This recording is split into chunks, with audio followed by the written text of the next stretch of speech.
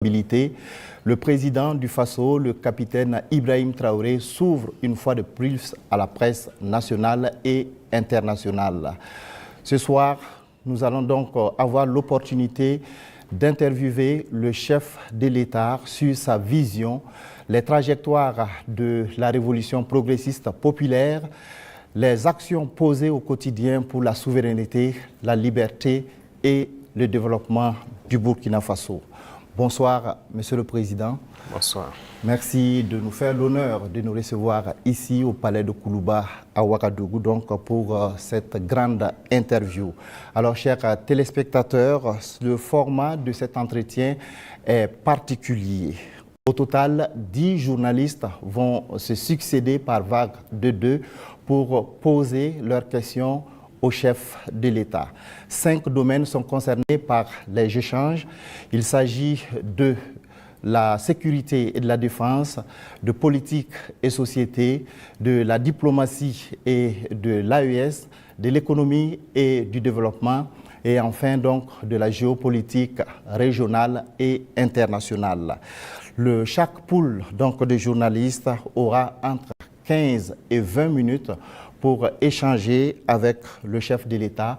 Mon rôle ce soir est celui de modérateur chargé de la police des débats.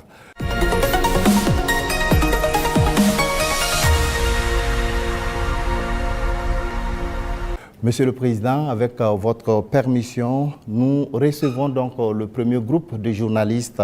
Il s'agit de Hervé Dapa de la télévision BF1 et Asmao Dao de la télévision C360. Bonsoir, chers confrères. Vous disposez de 20 minutes pour vous entretenir avec le chef de l'État sur les questions relatives à la défense et à la sécurité. Bonsoir, Excellence. Bonsoir. Alors, certains de vos détracteurs vous ramènent régulièrement une phrase, et cette phrase remonte aux premiers instants de votre prise de pouvoir, quand vous disiez que si tout est mis en œuvre, 3 mois suffiraient pour tendre vers la fin de la guerre. Et ces détracteurs disent aujourd'hui que 3 ans plus tard, la guerre n'est pas totalement terminée. Monsieur le Président, ce soir, que leur répondez-vous? D'accord, merci beaucoup. Et merci à tous d'être venus pour cette interview. C'est vrai, c'est ce que nous aurons souhaité, mais les choses n'ont pas été comme on le pense. Et je dis si tout est mis en œuvre. Alors, il y a plusieurs perspectives à mettre en œuvre pour pouvoir atteindre cet objectif dans ce laps de temps. Mais tout n'a pas été mis en œuvre comme on le souhaitait. Primo, l'adversité. Alors, dès que nous sommes arrivés au pouvoir, nous aurions espéré qu'on nous laisse travailler très rapidement et pouvoir avancer. Malheureusement, certaines personnes nous ont approchés et ont voulu que nous allions dans leur sens parce que leur objectif n'était pas que la guerre finisse de sitôt. Je veux parler de certaines forces étrangères qui étaient présentes sur notre sol. On a eu des débats houleux avec des diplomates venus d'ailleurs sur la question, mais personne ne voulait qu'on aille dans le sens de finir cette guerre. Nous l'avons compris à travers les messages. S'il arrivait que des gens viennent jusqu'à nous dire qu'il faut qu'on accepte qu'ils soutiennent les terroristes et nous soutenir également, ça veut dire ce que ça veut dire, c'est une guerre entretenue. Donc nous avons très vite compris, on s'est débarrassé de toutes les forces qui étaient présentes ici, que ce soit les forces françaises, les forces américaines, et nous avons compris que la lutte sera âpre. La deuxième chose aussi était nous croyions que nous avions quand même un minimum d'armes et de munitions en stock. Aujourd'hui, je peux vous dire ce que j'ai trouvé par exemple en stock. Il y avait en tout et pour tout au Burkina Faso moins de 100 000 cartouches de Kalachnikov. Et les armes, nous avions à peine une centaine. Comment est-ce qu'on pouvait faire la guerre? Donc, il fallait se rééquiper, redoter l'armée en effectifs, en armement et tout. Ce qui a fait que l'objectif de 3 mois, si ces conditions préalables étaient réunies, c'était bien possible. Mais il n'y avait rien. On n'était pas préparé à la guerre, tant sur le plan équipement que sur le plan effectif.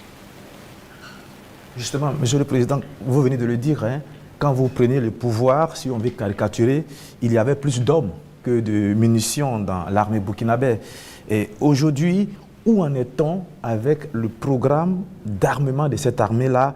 Et puis, quels sont les signes qu'elle est en train progressivement de monter en puissance? Très bien, je l'ai dit, je ne peux pas dépeindre toute la situation qu'il y avait, c'était catastrophique. Et comme je l'ai dit, vous pourrez enquêter. Il y a peut-être même dans cette salle des militaires qui étaient sur le front, sans armes. Ça existait dans notre armée.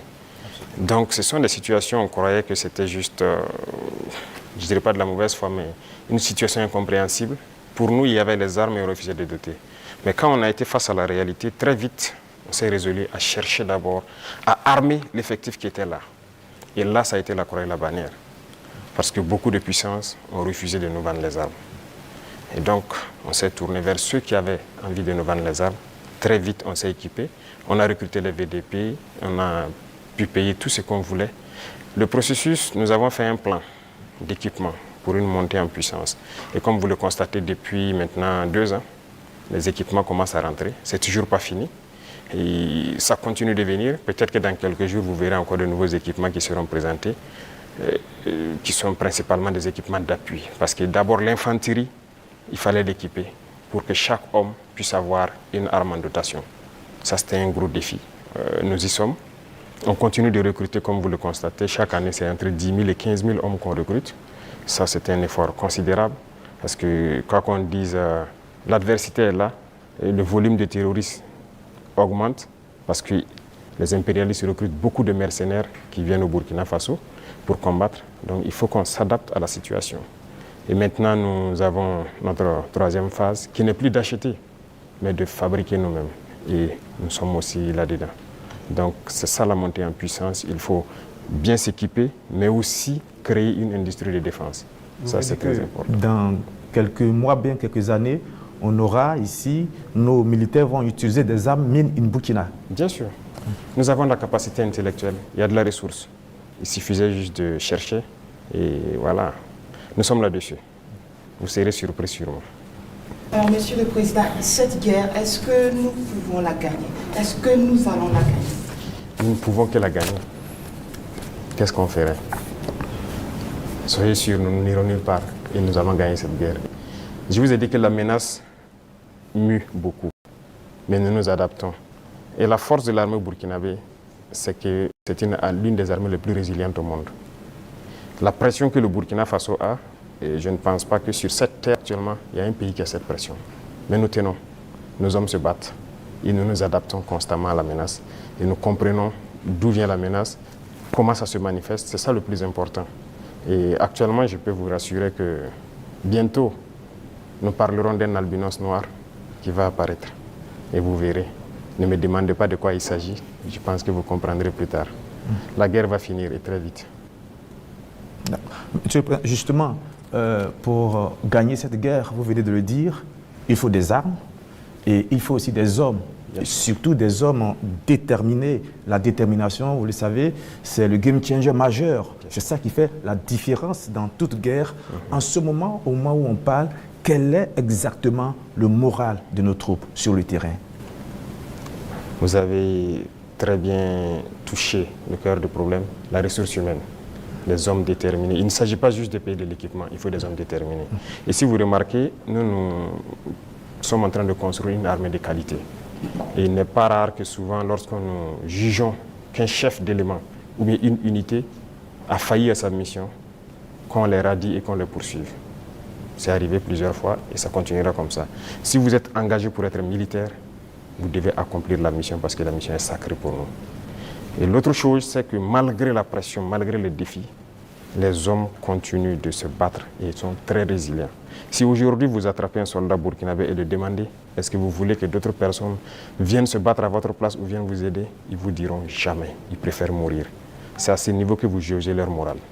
Ils sont prêts, toujours prêts, malgré la situation. Peu importe la bataille qu'on perdra, on va toujours maintenir le terrain. C'est ça qui est très important dans le mental des soldats. Donc, le moral est au top. Les gens n'espéraient pas être à ce niveau d'équipement, ils y sont, donc ils se donnent à fond. Et moi, je ne peux que féliciter et remercier tous ceux qui se battent. C'est très important. Alors, Monsieur le Président, dans votre argumentaire, vous parlez d'une guerre qui prend différentes formes, qui mue. On se demande, on se pose toujours cette question 10 ans après, qui attaque le Burkina Faso? Ce n'est pas du terrorisme seulement. C'est une guerre pour s'accaparer de nos richesses et nous empêcher de nous développer. Je l'ai une fois développé lors d'un discours, je pense. Je disais que si nous, on arrive à exploiter convenablement notre sous-sol, à transformer ce que nous sommes en train d'exploiter ici, ce que nous produisons, il y aura un sous-emploi chez eux là-bas. C'est une bataille. Ils pillent nos richesses pour pouvoir survivre. Donc c'est une guerre d'indépendance. Il faut que nous menons cette guerre pour être totalement indépendants, décider de notre développement, de notre trajectoire. Donc c'est de ça qu'il s'agit actuellement. Monsieur le Président, vous venez de le dire, on parle de sécurité et de défense du Burkina Faso. Venons-en à votre sécurité personnelle. Vous venez de l'évoquer il y a un instant, la pression est énorme. Elle est grande, le danger vient de partout. Monsieur le Président, rien qu'en 2025, il y a eu plusieurs tentatives de coup d'État qui ont été déjouées. Monsieur le Président, est-ce qu'il vous arrive parfois d'avoir peur? Merci, je pense que c'est la seule force que j'ai. Je n'ai pas peur. Parce que j'ai confiance en vous tous. Ça, c'est la première chose. Il faut avoir confiance au peuple. Parce que c'est le peuple qui nous a confié cette mission. Et j'ai confiance au peuple, qu'ils comprendront. Et voilà pourquoi on n'hésite pas aussi à être devant le peuple, pour leur expliquer la situation et leur dire ce qu'il y a. Et ça permet de garder une très bonne relation. Ça, c'est la première des choses. La deuxième chose, comme je l'ai dit, il y a une mentalité qu'il fallait développer au sein même de nos forces. Ça, c'est très important. Actuellement, cette mentalité-là, les gens comprennent pourquoi ils se battent. Vous prenez, il y a quelques années de cela, plusieurs officiers sur le terrain ne savent pas pourquoi ils se battent. Mais si nous savons pourquoi nous nous battons, qui nous avons en face et pourquoi il y a cette pression, les gens comprennent mieux. Et voilà pourquoi nous avons même créé tout de suite l'Institut, l'école supérieure militaire, pour que nous puissions former nous-mêmes nos militaires et les mettre ce que nous voulons dans la tête. Retenez une chose, si vous laissez vos forces être formées par d'autres puissances, ils les mettent dans leur tête ce qu'ils veulent. Ils les endoctrinent comme ils le veulent et c'est plus facile de les manipuler. Mais ici au Burkina actuellement, c'est ce qui fait mal d'ailleurs à beaucoup de puissances impérialistes. Ils n'arrivent pas à pénétrer notre armée. Tous ces bataillons qui ont été créés, tous ces hommes qui sont là, personne n'est venu d'ailleurs les former. Nous sommes bâtis sur notre expérience terrain et nous les avons formés. J'ai personnellement participé à des entraînements de certaines forces au tout début. Donc ça c'est déjà une deuxième force. Et l'autre force est que si vous avez une mission, un objectif pour votre pays, vous ne devez pas avoir peur. Si vous avez peur, vous hésitez. Si vous hésitez, vous compromettez. Et une fois que la compromission est là, vous êtes foutu. Vous avez tout à l'heure énuméré un certain nombre d'éléments qui font que vous êtes rassuré. J'insiste parce qu'il y a l'histoire aussi. C'est l'histoire qui nous conduit. Ces forces impérialistes, elles sont réelles. En 1961, elles ont eu la peau de Patrice Lumumba en RDC. En 1972, elles ont eu la peau de Kwame Nkrumah d'une autre manière. Et puis en 1987, elles ont eu la peau de Thomas Sankara, toujours avec des ennemis internes et parfois avec la complicité de certains voisins. Vous savez ce qu'on dit, Monsieur le Président, le premier devoir d'un révolutionnaire, c'est de rester en vie pour continuer le combat. Monsieur le Président, est-ce que vous pouvez rassurer toutes ces personnes, tous ces hommes, ces femmes d'ici et d'ailleurs qui commencent à espérer que vous allez rester en vie? Ils manipulent toujours de l'intérieur, nous sommes très bien conscients. Et aussi un devoir pour nous, c'est de participer à notre propre sécurité. Ce n'est pas aujourd'hui de dire que je suis chef d'État et voilà, je confie la sécurité juste à des gens. Non, tout le monde participe, moi-même je participe. Et c'est pourquoi je dis, ce n'est pas juste une affaire de ceux qui sont à côté de moi, c'est une affaire de tout le peuple. Et la sécurité, ce n'est pas une affaire d'hommes de tenue et tout ce que vous pouvez imaginer. C'est tout un ensemble. C'est aussi des comportements, des manières de vivre. Il faut éviter beaucoup de choses que peut-être des erreurs ont été commises dans le passé. Et nous avons lu beaucoup sur tous ceux dont l'impérialisme a eu la peau et nous avons appris beaucoup de leçons. Voilà pourquoi on dit on ne laissera pas les choses se répéter. On anticipera, quitte à ce que les gens interprètent comme ils veulent, on va anticiper. Mais parce que nous avons compris le message, l'espoir qu'il y a, on fera tout pour anticiper toujours les actions de l'impérialisme. Alors, Monsieur le Président, du regard de la journaliste que je suis, je me dis qu'il y a un encerclement des pays de l'AES. Quand je regarde un peu en Côte d'Ivoire, il y a un camp militaire à Odiéné, près du Mali et du Burkina. Le Sénégal installe des unités à la frontière avec le Mali, sans oublier également le Bénin qui fait frontière avec le Burkina Faso et le Niger. Est-ce que, Monsieur le Président, vous partagez ce point de vue? Est-ce que vous voyez les choses de cette manière? Je pense que quand vous décidez de faire la révolution, il faut vous apprêter à cette adversité. C'est une logique qu'ils nous encerclent. C'est logique qu'ils essaient de nous faire tomber. C'est logique. C'est comme je dis, c'est une bataille. Ils se battent pour leurs intérêts. Et c'est à nous, si on a décidé de faire la révolution, de tout mettre en œuvre pour que cet encerclement soit vaincu. Vous voyez, l'Afrique, on a l'habitude de ne pas avoir d'abord une armée forte. Il n'y a pas d'État s'il n'y a pas d'armée forte. Mais bon, c'était le système. Comme je l'ai dit une fois aux couleurs, ils sont venus nous flatter. Non, il ne faut pas vous armer. Même dernièrement, je pense qu'il y a dans une interview un général américain qui l'a dit encore que nos pays n'ont pas besoin d'être militarisés. C'est leur conception. Nous sommes comme des enfants, c'est eux qui doivent venir s'asseoir, faire la sécurité pour nous. Et beaucoup de pays sont dans cette situation. Ils ne construisent pas d'armée. Et quand la situation arrive, c'est le chaos. Nous sommes en train de construire une armée forte. Voilà pourquoi j'ai dit on se bat en burkinabé et on se forme en burkinabé. Ça, c'est très important. Avant, c'est quoi? Chaque fois, les forces étrangères, tout le monde vient pour former vos soldats. On vous prend comme des moins que rien. Aujourd'hui, beaucoup de forces étrangères cherchent à venir s'entraîner avec nous. Vous n'allez pas imaginer. Les plus grandes puissances cherchent à venir s'entraîner avec nos soldats. Mais ce n'est pas juste l'entraînement. Ils veulent apprendre comment on fait, comment on procède, qui nous entraîne. Mais personne aujourd'hui ne sait comment les birs sont formés, comment on les entraîne, comment on les équipe. Pourquoi nous on croit que c'est les autres qui doivent venir nous former? Ils n'ont pas créé quelque chose. Ils ont réfléchi. Nous sommes dotés de cerveau. Donc il faut une armée puissante pour faire face à l'adversité. Ils vont continuer à nous encercler. Parce qu'il y aura toujours en Afrique des États comme ça, des chefs d'État comme ça qui vont autoriser. Parce qu'ils ont les mains liées, ils trahissent toujours. Ils vont accepter toujours que les impérialistes viennent chez eux pour attaquer leurs propres frères. Ça, si vous acceptez la révolution, vous devez partir avec ce concept. Ça va exister. Donc on n'y peut rien. On fait avec, mais c'est à nous de nous préparer pour que l'encerclement soit nul, qu'ils ne puissent jamais atteindre leur objectif. C'est tout. Donc on fait avec. Tout récemment, la CEDEAO a tenu un forum des chefs d'état-major général des armées d'Afrique. Le Mali et le Burkina Faso n'y étaient pas, mais le Niger, si. On sent un manque de solidarité, vous qui êtes au sommet de l'État. Qu'est-ce que vous pouvez nous dire? Bon, pas un manque de solidarité. Retenez que c'est une confédération, ce n'est pas une fédération. Sur certains aspects, on fait beaucoup de choses, en tout cas en tandem, mais dans la charte, il est dit que des pays peuvent décider des relations et de ce qu'ils peuvent faire. On ne peut pas dire à tel pays de ne pas collaborer avec tel pays, non. On n'est pas à cette étape d'abord. On est en train de consolider la confédération sur les aspects, un bon nombre d'aspects de développement, de défense et de diplomatie. Et après, on va passer à la fédération. Ce sont des étapes. Donc, le Niger peut participer à des rencontres. La confédération, on ne se ferme pas. On fait des ouvertures, on côtoie tout le monde. Nous sommes très panafricanistes. On est vraiment ouverts à l'intégration, à tout ce qu'il y a, mais avec des principes. Alors, exceptionnellement, comme il s'agit de défense et de sécurité, on vous laisse une dernière question. Merci Sagnon, mais la question que je vais poser, pardonnez-moi, ne fait pas partie de la défense ni de la sécurité, mais de vos relations avec nous, les médias.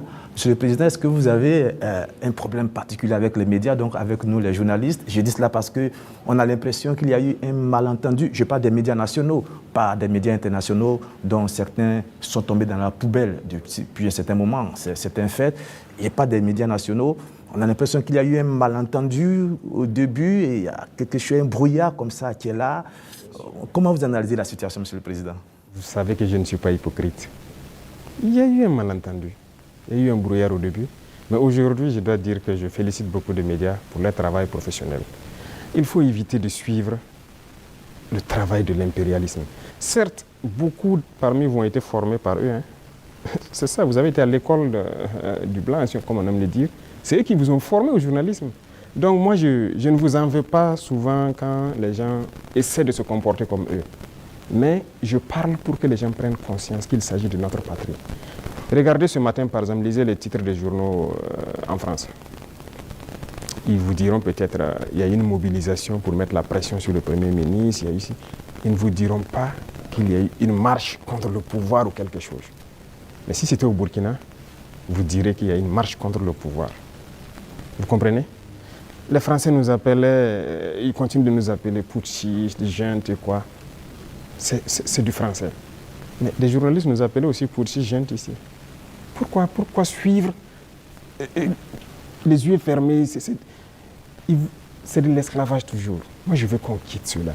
Chaque État doit se battre pour ses intérêts. Les journalistes se battent pour leurs intérêts. Pourquoi nous, on ne doit pas se battre pour nos intérêts en Afrique? Donc c'est ça, ce n'est pas uniquement les journalistes. J'en veux à certains intellectuels qui sont sur des plateaux de télé en Afrique aussi. Quand ils prennent la parole, vous posez des questions, mais est-ce qu'il est africain? Ou bien génétiquement, il n'est pas là, quoi. Il n'est pas avec nous. C'est une réalité. Un retard. Oui, il faut se décoloniser les mentalités, les manières de faire. Chacun doit se battre pour sa patrie. Vous pouvez avoir une information qui est peut-être vraie et juste, mais vous décidez de ne pas sortir l'information. Parce que ça peut porter préjudice à la défense nationale, à la sécurité, à la cohésion, et ainsi de suite. Ça, c'est une décision souveraine, parce que vous voulez préserver votre pays. Mais on ne dit pas seulement dès qu'il y a une information, il faut la sortir. Non, ce n'est pas comme ça. Et très souvent, les journalistes, comme on aime le dire, le train qui vient à l'heure, ça ne les intéresse pas. C'est le train qui est en retard. Vous le savez, Monsieur le Président, donc vous nous comprenez de temps en temps. Ah oui, mais il faut éviter ça. Moi, je veux maintenant que vous vous intéressez au train qui vient à l'heure. D'accord. Je voudrais vous laisser avec une phrase qui est la devise d'un grand club européen. C'est celle-là: notre maillot peut être tacheté de sang, de boue et de sueur, mais jamais de honte. C'est tout ce que je vous souhaite, Monsieur le Président. Merci beaucoup. Merci grandement. Nous abordons donc le volet politique et société de cet entretien et nous recevons pour cela Mathieu Somda de Radio Burkina et Colette Kombari de la télévision Impact TV.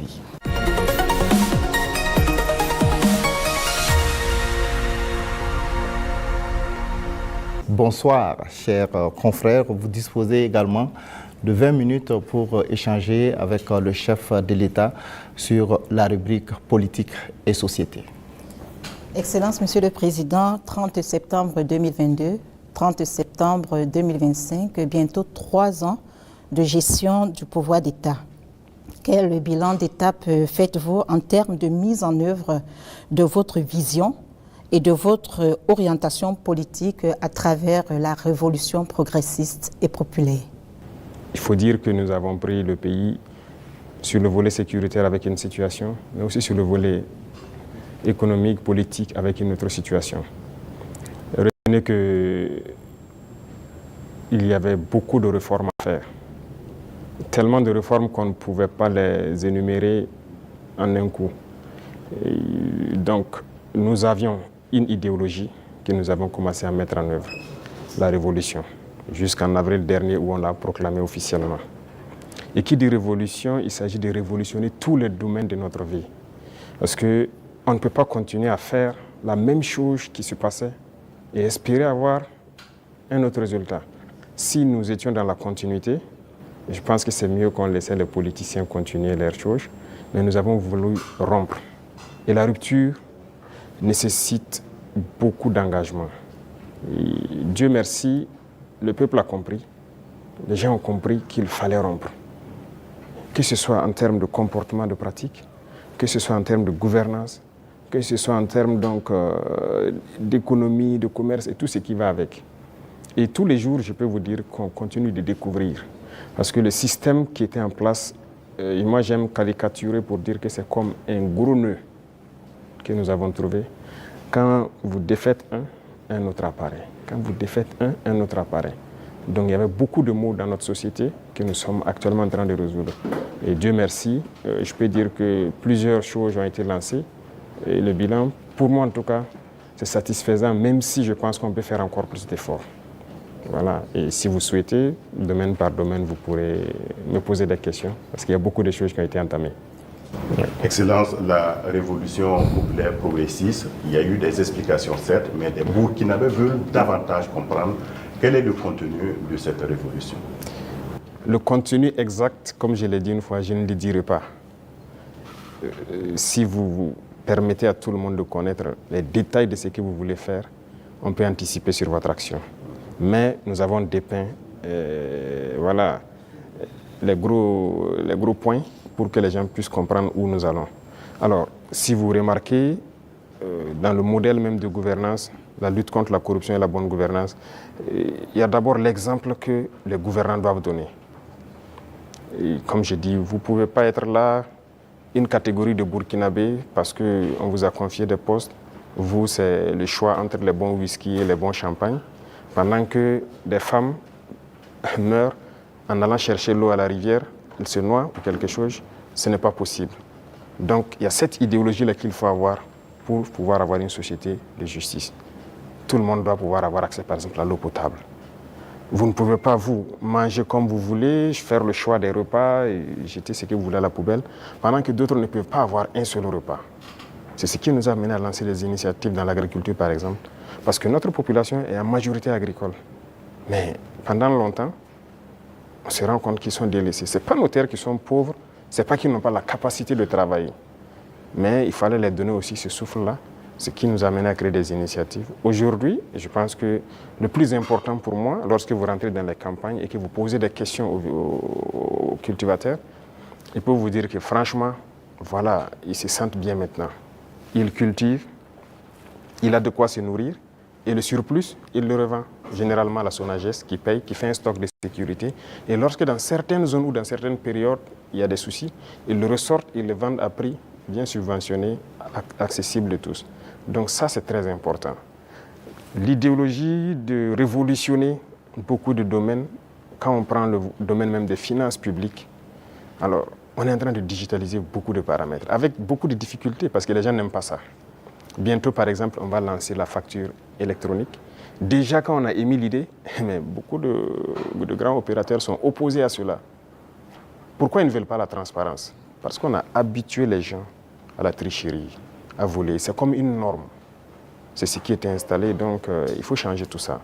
Sur le plan des infrastructures et beaucoup de choses, le domaine des marchés publics et tout ce qui va, c'était d'ailleurs le domaine le plus corrompu.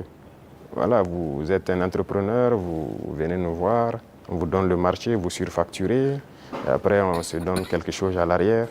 C'est ça la règle d'or. Et donc quand quelqu'un même vient avec cette idée, vous êtes exclu d'office. On ne vous permet pas.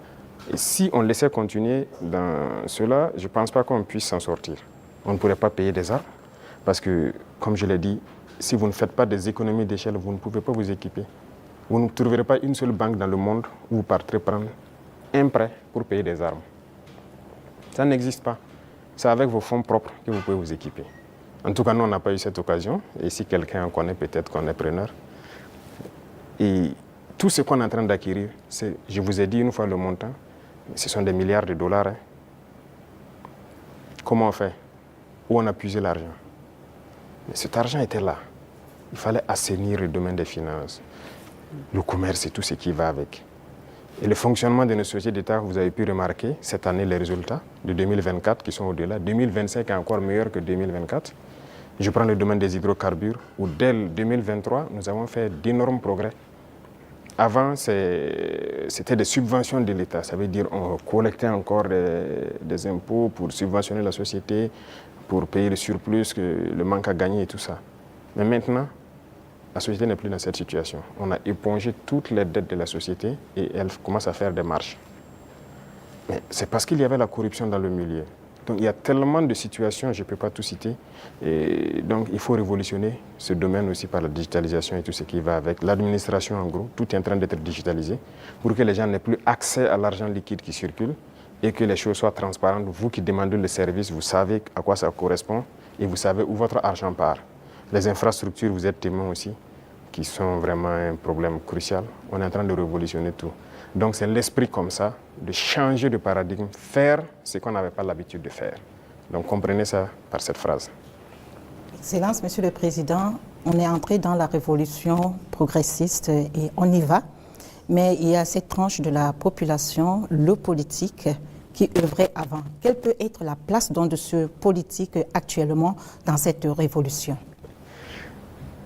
Je ne vais pas être hypocrite encore.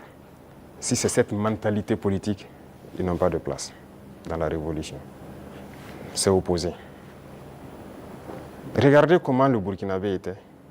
Puisque pendant 27 ans, bon, plus de 27 ans de règne de Blaise et même le pouvoir du MPP, ça continue dans la même politique. Et cette politique, notre génération est née dedans. Donc on est né et les gens ont grandi avec une mentalité.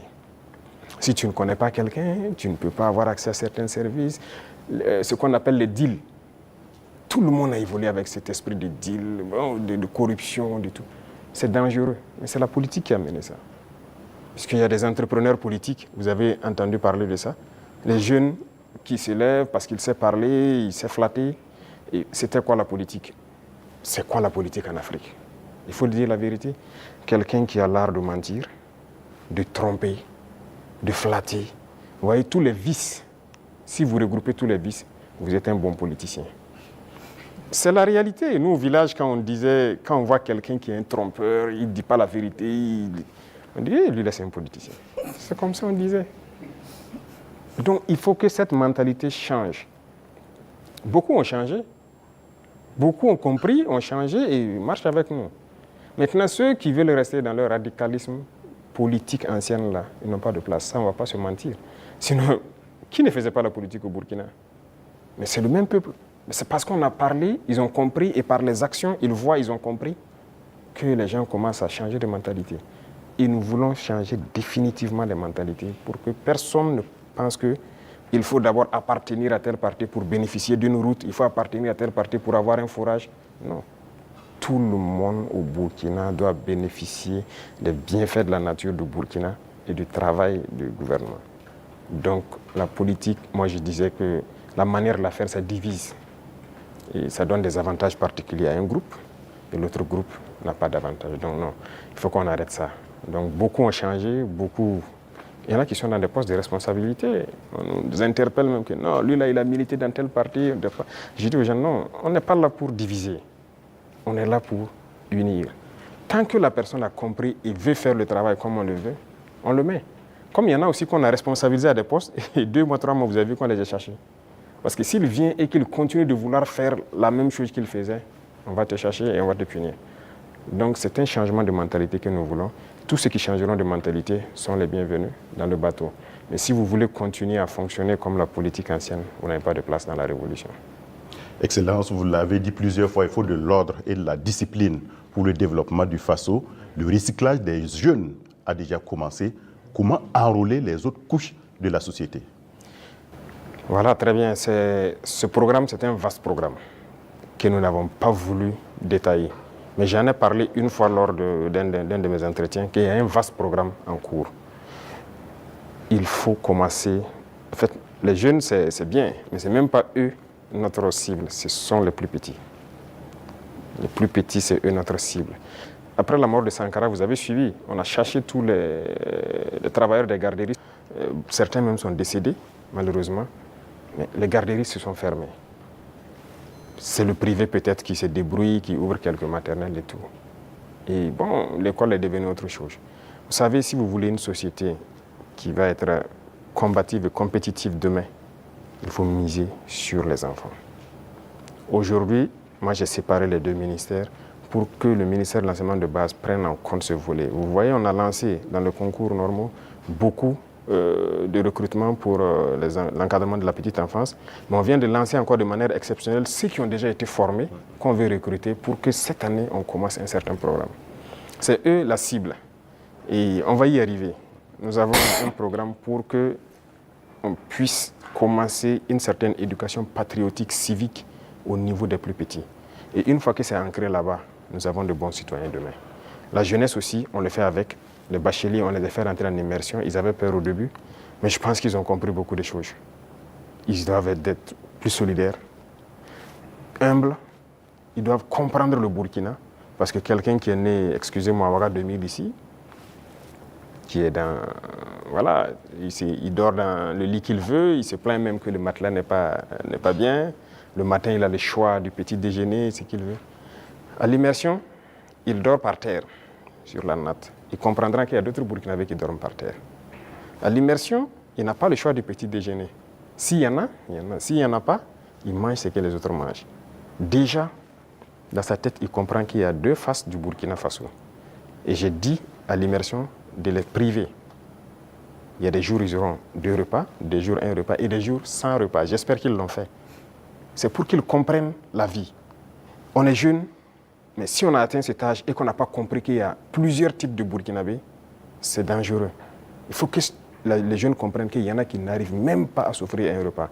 Et quand lui va dormir avec la faim, toute une journée il n'a pas mangé, vous croyez que si demain on le confie une responsabilité, il va toujours avoir en tête, ah, si moi je dilapide l'argent et qu'il y en a qui n'ont pas à manger, c'est la conscience qui va le gronder. Donc ce sont des épreuves qu'on les fait faire. C'était 45 jours que j'avais programmé, mais à cause des inscriptions, j'ai dit de faire 30 jours. Mais les prochaines échéances, j'espère qu'on ira à 45 jours. Donc les futurs bacheliers et brevetés doivent se préparer à affronter ça. Et le programme va continuer à s'enrichir, c'était la première expérience. Mais nous espérons pouvoir changer, même les jeunes, leur mentalité. Et, Excellence, en Conseil des ministres, la décision de réformer la loi agraire et foncière, le statut des chefs coutumiers et traditionnels avait été adopté. Quelles sont les motivations? La réforme agraire était nécessaire. Vous savez combien de conflits sont nés dans cette question des terres? Il y a des villages qui se sont machetés, des familles se sont divisées à cause de la question des terres. Il faut que l'État prenne ses responsabilités. Mais si vous hésitez, parce que vous avez peur de déclarer ça, que des gens vont se sentir frustrés ou pas, c'est pourquoi la révolution est la bienvenue. Il faut décider à un moment donné d'arrêter tout ça. Il y avait combien de promoteurs immobiliers au Burkina en 2010? Je ne pense pas, ça ne vaut pas une vingtaine. Subitement, en 2015, on en a plus de 200. Ils ont payé les terres partout, ils partitionnent, ils vendent, ils revendent, ils ont pillé les terres et c'est dangereux. Actuellement, nous avons une application C4 qu'on vient de lancer, on est en train de réenregistrer, mais ce qui se passe est terrible. Même les parcelles dans les villes, les gens vendent et revendent à plusieurs personnes parce que ce n'était pas digitalisé. C'est un gros registre. Vous pensez que quelqu'un peut fouiller les registres, voici le numéro de la parcelle appartient à telle personne, donc toi tu es allé acheter, c'est pas... Donc il y a beaucoup de doublons et ça crée des conflits. Et pendant que ces politiciens-là faisaient ça, ils sont là dans des conférences, des trucs, que cohésion sociale. Vous ne pouvez pas faire de cohésion sociale en divisant les gens sur la terre. Voilà pourquoi on a décidé de prendre nos responsabilités, d'arrêter ce massacre-là. Et voilà, la terre appartient à l'État. Et désormais, on fera tout pour équilibrer au maximum voilà, la situation et que les gens ne se sentent pas lésés. Pour la chefferie coutumière, c'est pareil. Cette loi est là il y a longtemps. Hein. Il y a très longtemps, selon ce qu'on m'a dit, mais personne ne veut. Mais nous avons décidé de mettre la main à la pâte, regarder, parce que la chefferie coutumière, pour moi, ils doivent être respectés, ils doivent être écoutés, ils doivent être ceux-là qui travaillent pour la cohésion sociale. Quand ils parlent, quand il y a un conflit, il y a une situation conflictuelle, ils doivent parler, pouvoir rassembler et que leur voix doit porter. Donc il y a un certain nombre de privilèges, si je peux dire, qu'on a mis autour, des symboles dans la nation qu'on a mis autour, pour que les gens les respectent. Qu'on le veuille ou pas, on les respecte et qu'eux-mêmes, ils imposent le respect. Parce que dernièrement, les politiciens les avaient détournés. Beaucoup, aujourd'hui, voilà, regrettaient avoir marché aux côtés des politiciens. Il y a des villages où les gens sont divisés, les gens ne respectent plus les chefs. Mais avec cette loi, en tout cas, qu'on a amenée à la LT, nous avons essayé d'élaguer beaucoup de choses pour que leur respect dans la société puisse être réinstauré. Et ça, c'est très important. Excellence, la lutte contre le terrorisme affecte notre tissu social avec des soupçons d'exaction communautaire. Le vivre ensemble est menacé par endroits. Comment amener les Burkinabés à renouer avec les valeurs cardinales telles que la solidarité, le civisme et la cohésion sociale? Je pense que ces valeurs sont en train de revenir toutes seules.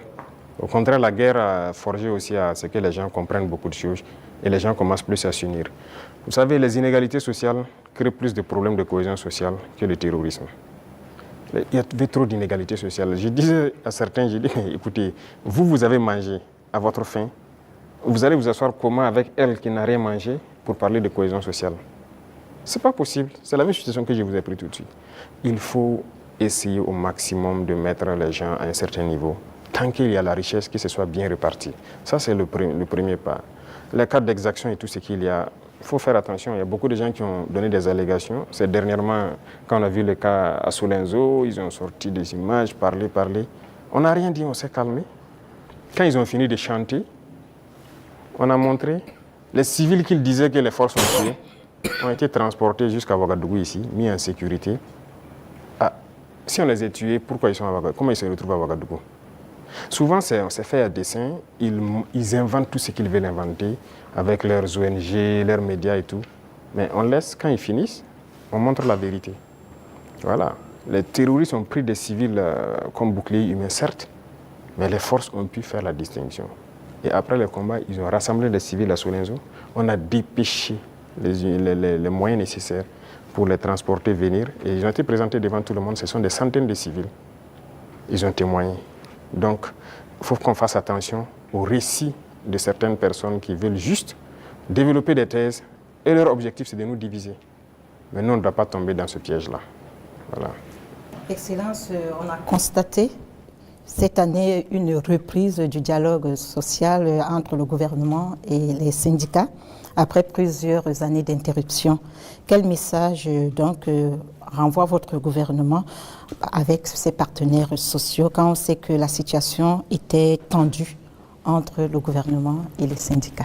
Comme c'était tendu entre le gouvernement et les journalistes. Il faut que chacun comprenne qu'il faut se battre pour sa patrie. Nous avons fait comprendre aux gens. Vous savez, moi j'ai parlé avec les responsables syndicaux. Je les ai réunis ici, je les ai parlé à un moment donné de notre histoire. Mais j'ai été déçu après. Donc je les ai dit, soit vous êtes burkinabé ou vous n'êtes pas burkinabé. Donc le bras de fer s'est enclenché. Mais après on a décidé de les revoir parce qu'on suppose qu'ils ont compris le message. Et même ça, je ne vais pas mentir, quand ils sont venus, ils ont voulu encore comprendre et sortir certains comportements, les effets comprendre, ça ne marche pas. Le pays est en guerre, il faut tout faire pour le pays. Ce syndicalisme importé là, ce n'est pas du syndicalisme ça. Il y en a même qui se vantent d'avoir participé à la chute de Sankara. Et c'est eux qui ont tout commencé, ainsi de suite. Vous croyez que c'est bien ça? Les Occidentaux vous manipulent et vous continuez à agir comme eux ils veulent. Ça, ce n'est pas du syndicalisme. Un syndicaliste se bat pour les intérêts des travailleurs. Mais la plupart du temps, ce que les responsables même veulent, c'est venir manger avec le pouvoir. Et les gens se taisent. Non. Écoutez, nous, on a beaucoup de dossiers sur beaucoup de personnes, pas seulement les syndicalistes. Hein. Dans la société, on a beaucoup de dossiers. Les gens qui nous ont approchés au début, qui ont voulu des avantages, qui ont voulu quoi, qu'on a refusé, qui s'y retournent, qui sortent, qui parlent. On a leur dossier. Donc, syndicalisme sain, il y a beaucoup d'actes que l'on a posés. On n'a pas attendu que les gens sortent dans la rue pour marcher, pour le poser. Quand j'ai parlé des travailleurs des garderies, là, ce n'est pas quelqu'un qui est venu nous dire qu'il y a des travailleurs qui avaient été cherchés, il faut les remettre dans leurs droits. On a vu un dossier et qu'on a trouvé qu'il faut les remettre dans leurs droits. On a dit au ministre des Finances, trouve l'argent nécessaire pour régler. Les gens de la mairie, des gens, la brigade verte là, ceux qui travaillent, mais ils avaient combien de mois d'arriérés? C'est pour ces intérêts-là, ces gens-là qui n'ont pas de travail, pour que les gens ne se battaient pas pour ça avant. Mais on n'est pas venu vers nous pour nous dire. Moi, les femmes balaient devant chez moi, c'est un de mes hommes qui est sorti une fois, ils ont dit, ah, ça fait des mois, ainsi de suite, leur travail. Je me suis renseigné, on m'a dit, c'est vrai. J'ai dit de les payer. Il faut rattraper tout ce qu'elles ont raté. Il y en a qui avaient des dizaines de mois d'arriérés de salaire. On a sorti le dossier et on a décidé de rattraper tout ça. Donc, il faut qu'on fasse du syndicalisme sain. S'il y a un problème, qu'on nous approche et qu'on nous explique. Si on peut résoudre, on vous dira on peut le faire. Si on ne peut pas, on vous dit bon, pour l'instant on ne peut pas, mais on pourra le faire dans tant de temps. Mais il y a un problème, on rassemble les médias, on parle comme on veut. Ah, j'espère qu'ils trouveront la solution avec vous. Sinon, si après ça, vous ne venez plus vers nous. Moi, je veux qu'on travaille en africain. Quand il y a un problème dans la maison, on s'assoit, on parle. Et nous, on se doit d'être véridique. Ce qu'on peut faire, on doit dire clairement, on peut faire ça. Ce qu'on ne peut pas faire, on vous dira aussi on ne peut pas. Maintenant, si vous ne voulez pas, chacun fait ce qu'il peut faire. Mais il faut qu'on soit responsable. Il n'y a pas de problème qui ne puisse pas se résoudre. Et comme je dis, toujours agir avec en tête l'intérêt de la patrie. Ça, c'est très important. Donc, on a repris le dialogue comme on reprend avec tout le monde.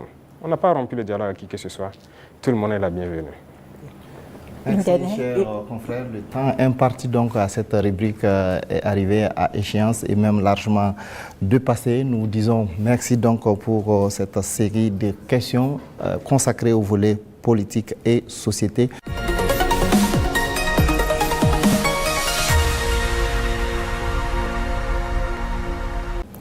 Monsieur le Président, les préoccupations relatives à l'économie et au développement sont portées par Soumaïla Rabo de Savane Média et Jean-Marie Toé des éditions Sidoya.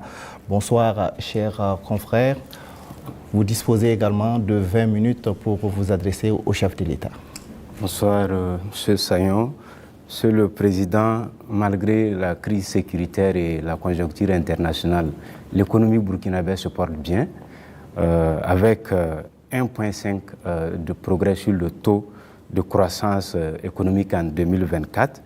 On sait que l'amélioration de la situation sécuritaire y est pour beaucoup, mais aussi l'agriculture et le secteur des services. Qu'est-ce qui est fait par le gouvernement dans l'immédiat pour permettre à l'économie nationale de continuer sur cette lancée? D'accord, merci. Je vois que ce sont des chiffres macroéconomiques. Et nous sommes au courant et on fait le point constamment avec le ministre des Finances.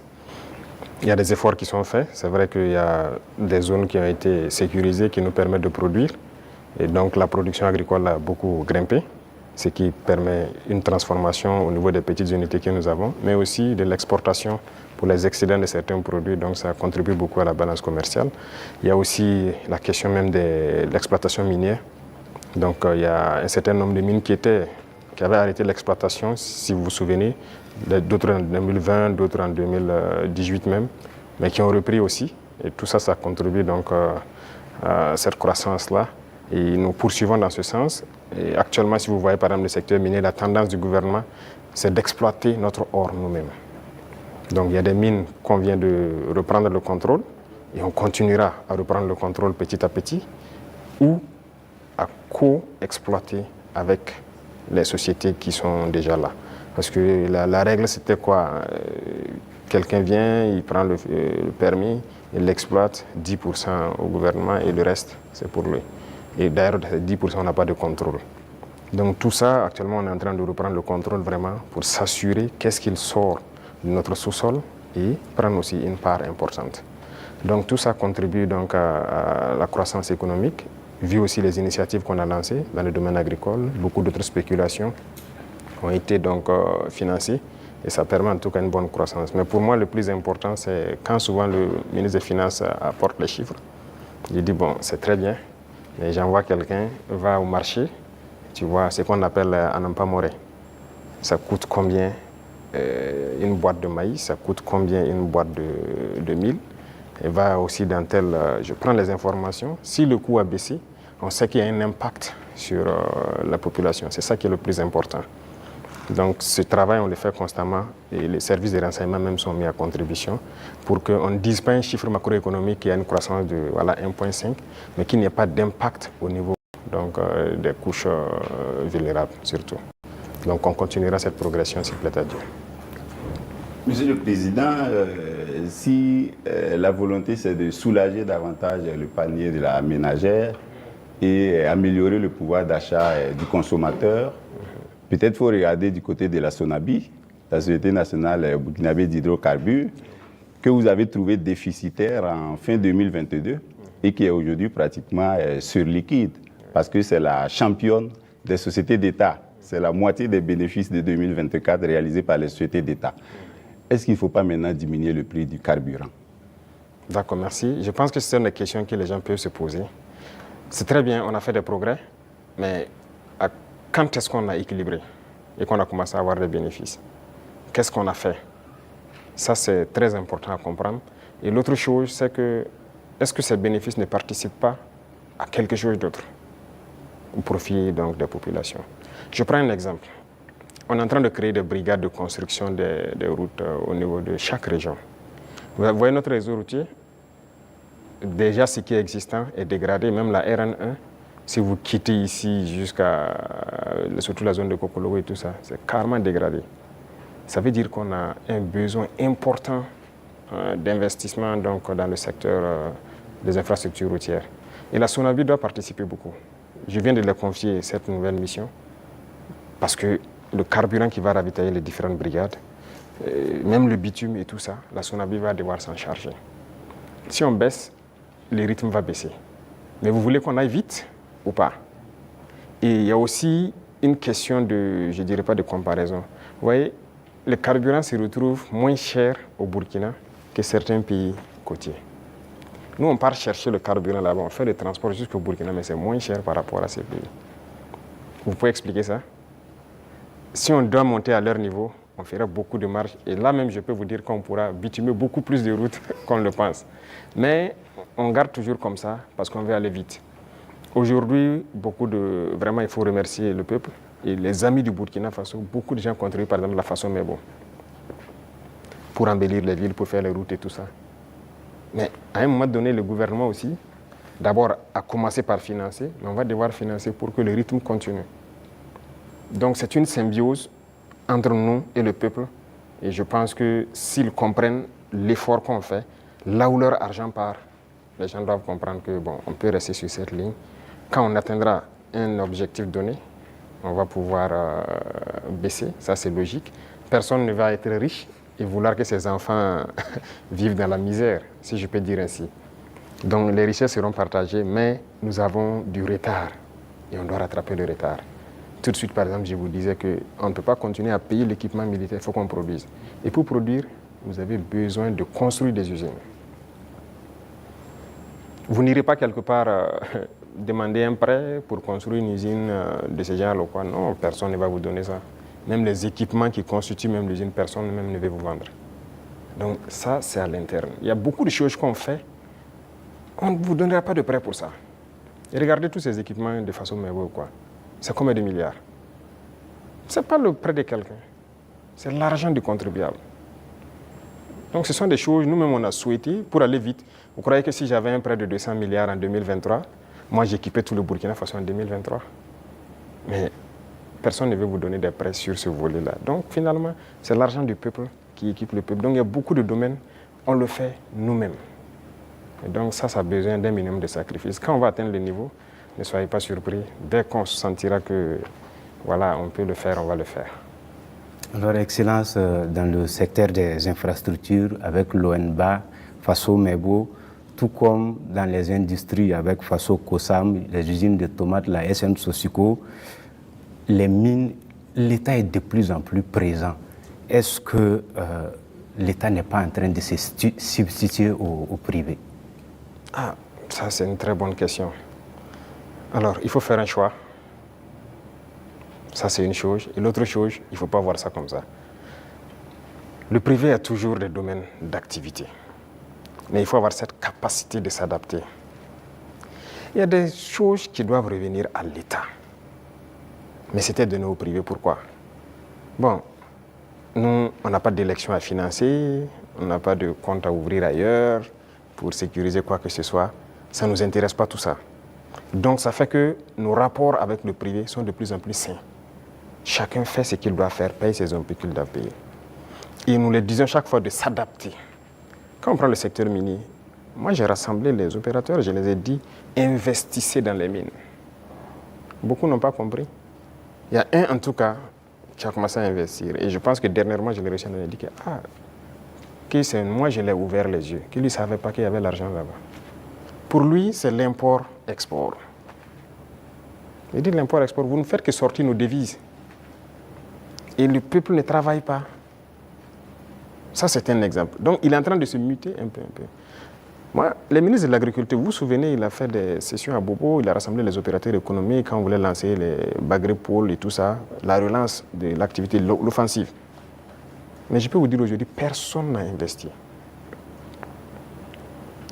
J'ai dit d'accord, j'ai fait faire le point de bilan de l'offensive, puisque nous sommes en 2025, au ministre, et la part que le privé devait prendre pour investir dans nos pôles de croissance, je lui ai demandé quels sont les privés qui ont pu investir dans la terre et tout ça. Il dit personne.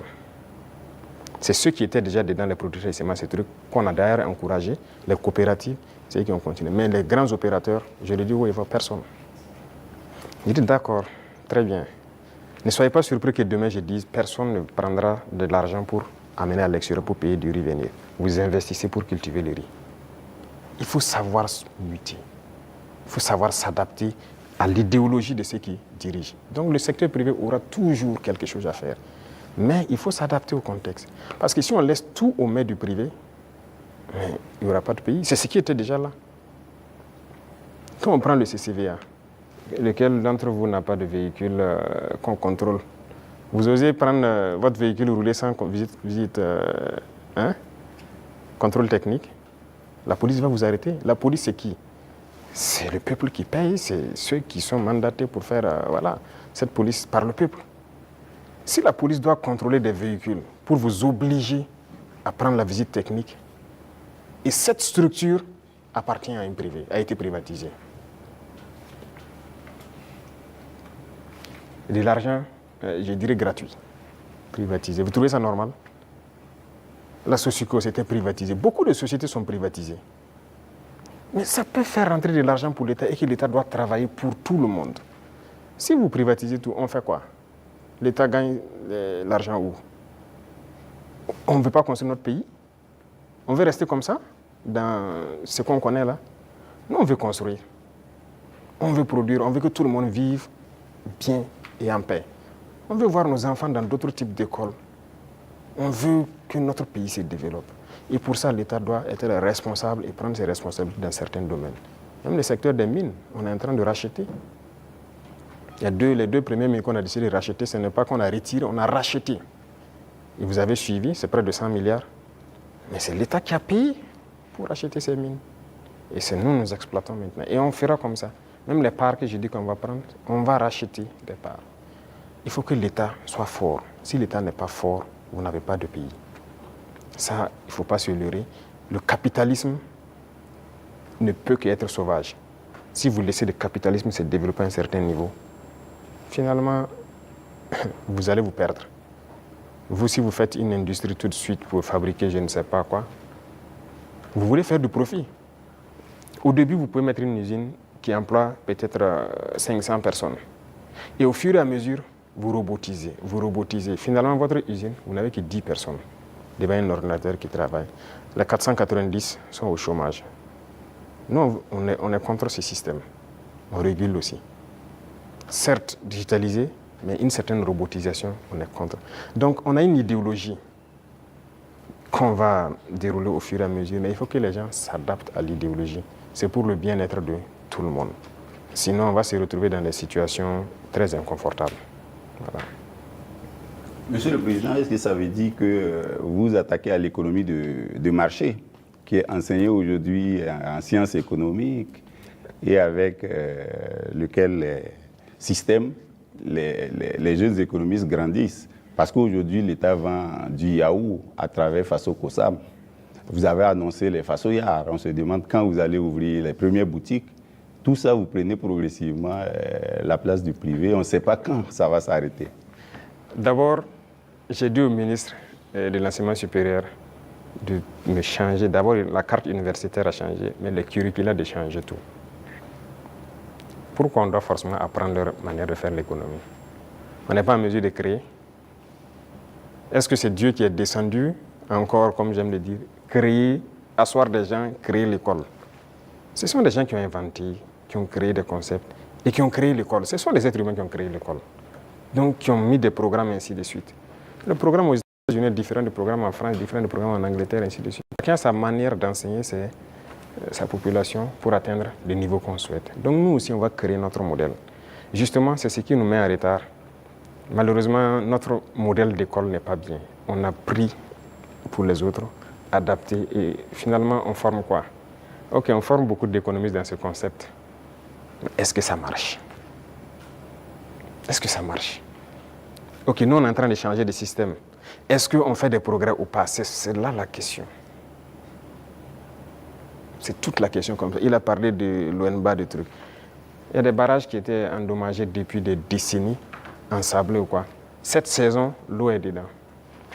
C'est par notre système qu'on est arrivé à remettre en œuvre ces barrages-là. Les populations vont produire, pendant la saison pluvieuse, vont produire toute l'année et ils sont bien contents. Et ils ont de l'eau potable aussi, à travers l'ONEA, par ces barrages-là pour boire. Et on va continuer comme ça. Est-ce qu'on fait ça ou bien on s'assoit, on dit non, tout doit être pour le privé? Et d'abord, cette question du privé, il y a des gens qui avaient une mentalité rétrograde, encore politicienne. Et nous avons dit aux gens de changer. Vous avez bien suivi les sorties de certains ministres. Ok, on vous donne un chantier, vous prenez l'avance de démarrage et tout, et vous faites ce que vous voulez. On vous donne un chantier de bas-fond. Dans le contrat, vous devez finir en mai pour que les paysans puissent accéder au bas-fond et puis cultiver. Vous prenez votre avance et vous vous baladez, vous faites ce que vous voulez. En avril, on passe, on regarde, vous n'avez rien fait. Vous dites non, non, non, vous partez à votre rythme, c'est comme ça. On vous contraint, vous finissez le bas-fond. Il y en a qui même qui travaillent de nuit jusqu'à aujourd'hui pour atteindre les objectifs. Pas qu'ils ne peuvent pas, mais c'est une mentalité. Et tant que le privé aura cette mentalité, ça ne va pas marcher. Moi, je vous ai dit qu'on a près de 1000 ans de retard même. Il faut rattraper. On est dans les années 1000, à la rigueur 1800. Il faut rattraper le retard, mais on ne peut pas continuer avec cette mentalité. Donc, on invite les gens à changer et à s'adapter. Vous parlez des yaourts, par exemple. Est-ce que le marché est saturé? Non. On importe. J'aimerais voir les privés rentrer dans le yaourt. Pourquoi on n'importe plus? Nous avons pris des textes pour dire que lorsque quelque chose se produit au Burkina Faso, pour pouvoir importer, il vous faut une autorisation spéciale d'importer. Ce qui stipule que vous devez payer ce qui est à l'intérieur. Lorsqu'il y a le manque maintenant, on vous autorise à importer. Voilà pourquoi les gens sont en train, vous voyez que beaucoup de privés sont en train d'ouvrir des usines et tout ça. Et si on ne passait pas par cette méthode, comment on va faire? Il y a le grand moulin du Faso qui est là. Bon, il faudra qu'on est en train de restructurer tout ça. Mais parallèlement à ça, on a obligé les grands importateurs à ouvrir des moulins. Moi-même, j'ai été inauguré la dernière fois de l'autre côté. C'est l'un des plus grands importateurs. Quand on a dit on va suspendre l'importation, mais il n'était pas content, il a tout ici. On a dit c'est ce qu'on va faire. Soit vous adaptez, ou bien l'État va prendre en compte. Mais ils le font. Mais est-ce qu'on arrive à satisfaire? Il y a la place. On a de la population, on a un grand marché immense, au Burkina et en Afrique. Mais les gens n'ont qu'à s'adapter, produire. Donc il y aura toujours de la place. Ne pensez pas que forcément on a pris la place du privé, non. Il y a la place. Vous allez ouvrir les façonnières? Si, c'est nécessaire pour réguler. Parce qu'il y a cette mentalité de toujours entraîner la spéculation de certaines personnes. Non, c'est dangereux. Dernièrement, vous avez suivi le cas des motos. Malheureusement, c'est quand il y a eu la situation, on s'est rendu compte que ce n'était même pas un marché régulier. Donc rapidement, on a dû voir comment on peut réguler ce marché pour que l'importation soit suivie. Comment quelqu'un part importer des motos et il vous dit qu'il n'a pas de facture d'achat? Puisque le ministère a besoin de la facture d'achat pour voir tout ce que vous avez payé comme douane et quoi, et vous fixez une marge à ne pas dépasser. Mais il dit qu'il n'a pas de facture. Donc il part payer, il vient, il fixe le prix qu'il veut et il revend aux populations. Donc lui, il s'enrichit. Et les autres s'appauvrissent. Et généralement, quand les gens s'enrichissent, qu'est-ce qu'ils font? S'ils buvaient la braquina ici, ils ne boivent plus la braquina, c'est le champagne qu'ils cherchent. C'est l'argent qui sort. S'ils roulaient sur peut-être, je dirais, une petite cylindrée, ils cherchent maintenant une V8. Le carburant qui est subventionné par l'État, c'est ça, c'est l'argent qui sort. Donc il faut qu'on réfléchisse à l'économie. Qu'est-ce qu'on fait? Il ne faut pas laisser sortir des devises. Vous dites que vous voulez la monnaie et vous voulez continuer pour qu'on se comporte comme ça. On ne peut pas se comporter comme ça. Voilà pourquoi l'État est en train de reprendre le contrôle. Si demain, les gens s'entendent, on nous a fait des chantages. Hein. Quand on a essayé de régler un peu à la douane, il y en a qui nous ont dit que si on fait comme ça, il y aura pénurie de riz. J'ai dit, ok, faites la pénurie de riz, vous verrez ce que nous on va faire. Et si demain, des gens veulent s'entendre pour faire pénurie de riz, c'est nécessaire que l'État prenne en compte l'importation de riz. On est prêt à tout. Il faut que les gens changent de mentalité. Allez doucement, cherchez votre intérêt aussi petit soit-il, mais permettez aux autres Burkinabés de vivre et de ne pas les appauvrir. Monsieur le Président, on vous a vu à Lumbila auprès des femmes agricultrices, les accompagner, les soutenir. Mais au-delà de ça, qu'est-ce que vous faites pour donner davantage d'opportunités de gagner des revenus aux femmes du Burkina qui alimentent la petite économie dans les quartiers, dans les villages? Oui. Très bien. Et ça, c'est l'un des points les plus importants. Et j'ai dit même au ministère donc de l'action humanitaire qui s'occupe des questions des femmes, de recentrer l'action, au lieu qu'on soit dans l'assistanat, de recentrer l'action sur la création d'emplois et des petites entreprises. Les femmes ont des qualités. Regardez la transformation à petite échelle de nos produits de consommation. Les femmes peuvent le faire très bien. Elles sont beaucoup plus patientes que les hommes, hein, et elles savent bien faire certaines choses que les hommes. Il faut encourager à ce qu'elles le fassent. Moi, je suis passé à Tenkodogo le 8 mars, j'ai vu les femmes qui ont fait du couscous préfet, qui est bien pour les forces, le savon liquide qu'elles font et tout ça. J'ai donné des instructions pour qu'on paye le savon liquide de toutes ces femmes qui ont été formées et qui se débrouillent pour faire le savon liquide dans nos administrations. Parce que tout ce qui est là, c'est importé, même chez vous, dans vos bureaux. Tous les savons liquides importés, n'est-ce pas?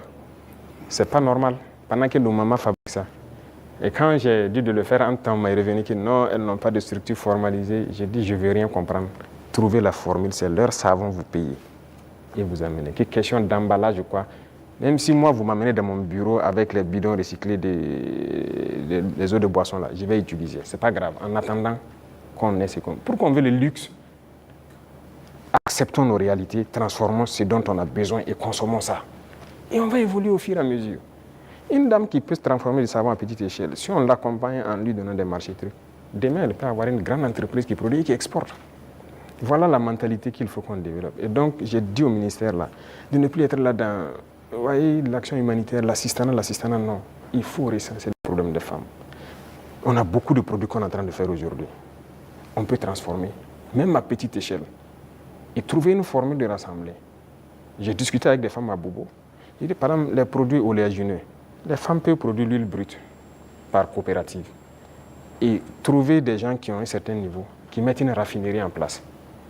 Et leur rôle, c'est de payer les huiles brutes et de raffiner pour donner de l'huile parfaite sur le marché. Il faut qu'on aille vers ça. Mais si on s'assoit, bon, je n'ai pas la capacité de faire l'huile et puis la raffinerie coûte cher, tout le monde n'est pas obligé de faire la raffinerie. Mais on peut organiser pour que... Voilà. Donc dans plusieurs domaines, c'est ce qu'on est en train de vouloir développer et permettre aux femmes vraiment de mettre en œuvre tout ce qu'elles savent faire. Donc c'est une politique qui est enclenchée et je crois que vous allez voir les résultats. Soumaïla Arabo, Jean-Marie Toé, ce serait donc la dernière question. Merci à vous donc pour vos différentes préoccupations adressées au chef de l'État.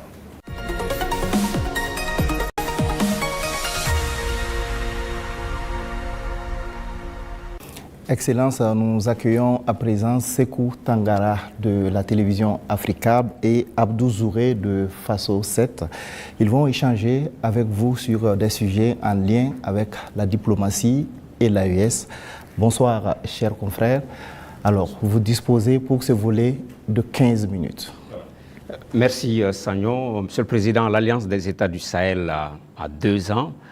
Comment est-ce qu'elle se porte aujourd'hui? Quel est son état de santé? Merci.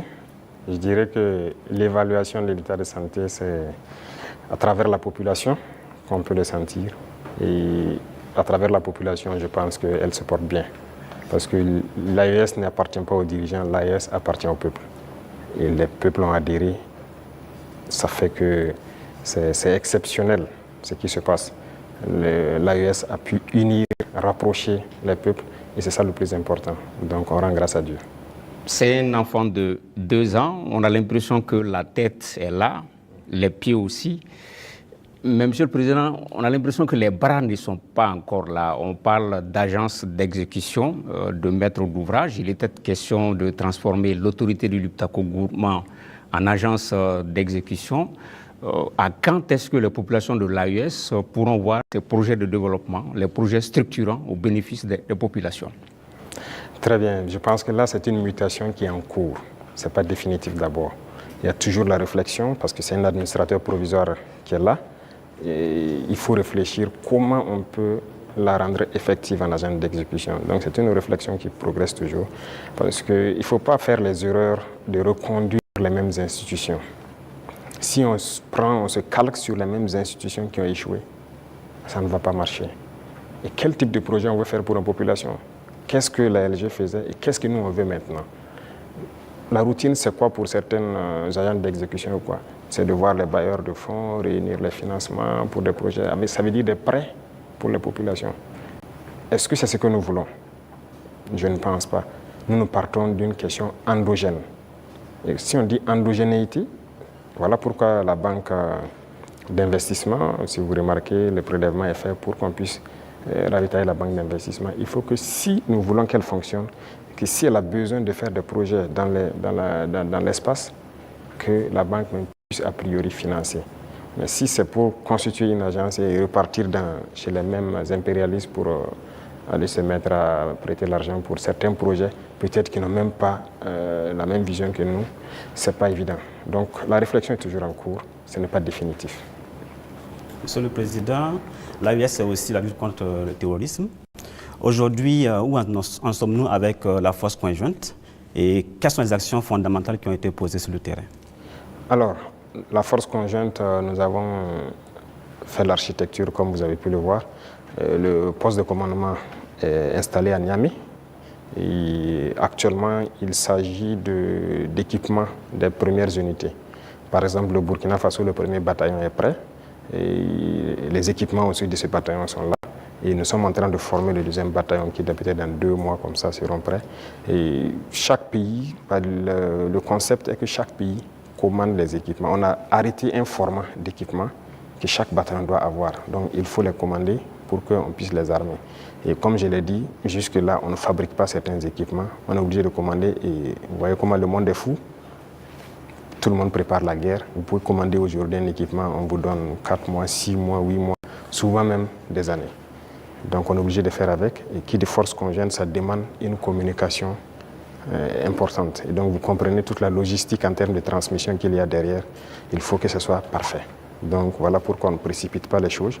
Déjà, il y a beaucoup d'opérations qui se mènent de façon conjointe. Donc c'est déjà le début de la force. Peu importe la situation qui se passe entre nous, le Niger ou du côté du Mali, nos forces arrivent à déjà coordonner pour travailler. C'est ça le plus important. Quand on regarde, pour rester sur la force conjointe, quand on regarde la photographie de l'AIS, la Confédération est entourée par des pays avec lesquels souvent il y a des frictions diplomatiques. C'est-à-dire quand on prend le Niger, il y a des frictions avec le Bénin, le Mali, il y a des frictions avec l'Algérie, le Burkina, même si on ne le dit pas, des petites frictions souvent avec la Côte d'Ivoire. Comment transformer justement ces frictions diplomatiques en opportunités opérationnelles pour lutter contre le terrorisme, Monsieur le Président? C'est ce que j'ai dit. Vous voyez, c'est autour de l'AES. Si nous connaissons la menace qu'il y a autour de nous, l'opportunité, la seule opportunité à saisir, c'est de développer des armées très fortes et d'essayer de nous développer. C'est la seule opportunité. Sinon, l'adversité, on va toujours l'avoir. Ce n'est pas comme ce que vous avez cité, c'est réel. C'est réel. Mais qu'est-ce qu'on peut bien faire? Le problème en Afrique, très souvent, ce sont les dirigeants. Ces frictions diplomatiques, c'est pas entre, moi je n'aime même pas dire les frictions entre les États. Il n'y a pas de friction entre les 2 pays ou quoi. Il y a friction entre les dirigeants des pays. Est-ce qu'entre armées de l'AES et ces pays-là, ça coopère, ça se renseigne, il y a la collaboration? Bon, pour certains cas, je ne sais pas, mais je prends par exemple le cas de... Même avec le Bénin, nous, on n'a pas les mêmes approches en termes de terrorisme. Je prends par exemple le cas du Bénin. Moi, avant d'aller à Moscou la dernière fois, en mai, un jour, j'étais là, il y avait une menace qui planait sur un détachement au Bénin.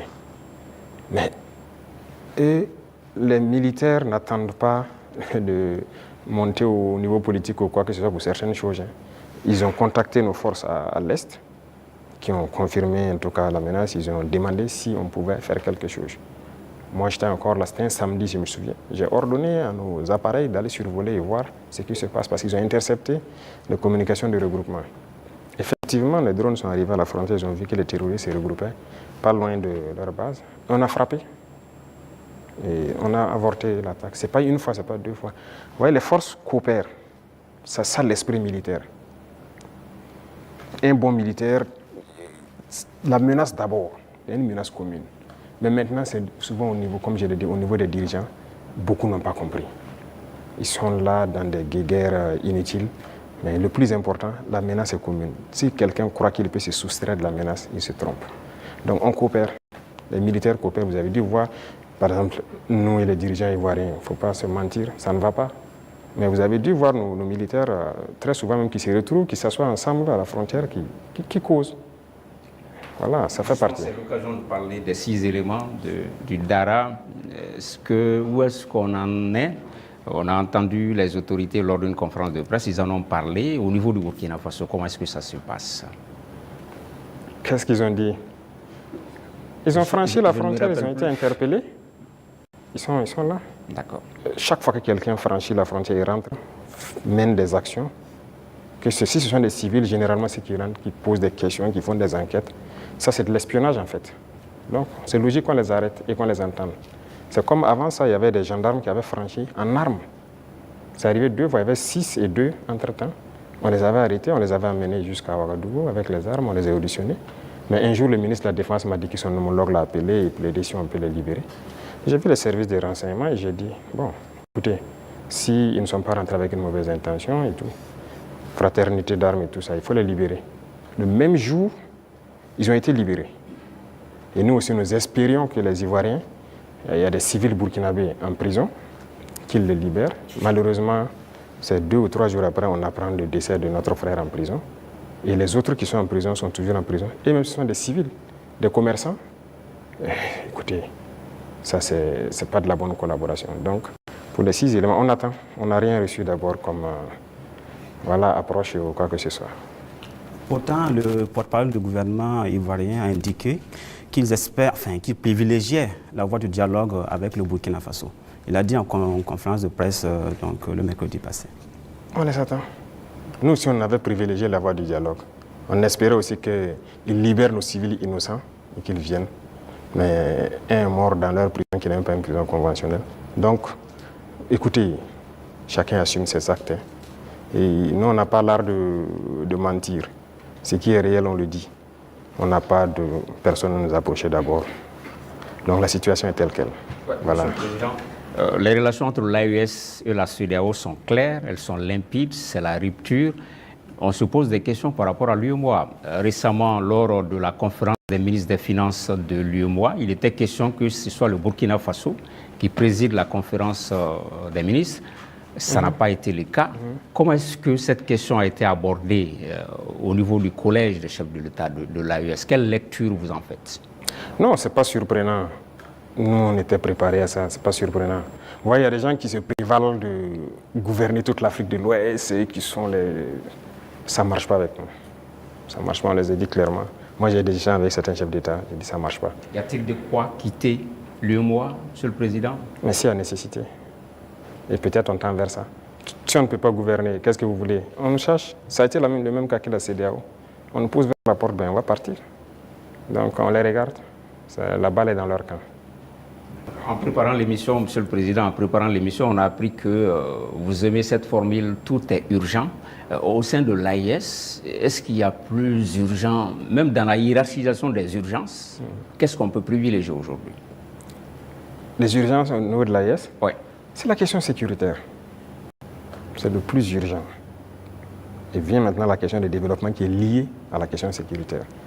Il faut qu'on libère nos terres et qu'on sécurise nos populations. Ça, c'est l'urgence absolue. Donc, tout l'effort, toute la concentration, même nos tâches quotidiennes doivent être orientées vers ça. Chaque fois qu'il y a un incident, en tant que chef d'État, on doit être au courant et on doit s'intéresser, on doit trouver des solutions et ainsi de suite. C'est ça qui est le plus important. Et réfléchir constamment, récupérer nos terres, sécuriser, faire en sorte que même dans 100 ans, cette situation n'arrive plus. Monsieur le Président, l'AES, c'est un même peuple, c'est un même destin. On est curieux de savoir comment les autres pays de l'AES perçoivent la révolution burkinabé. Peut-être qu'ils viendront en révolution. C'est une étape. Mais il faut savoir que le Burkinabé est intrinsèquement révolutionnaire.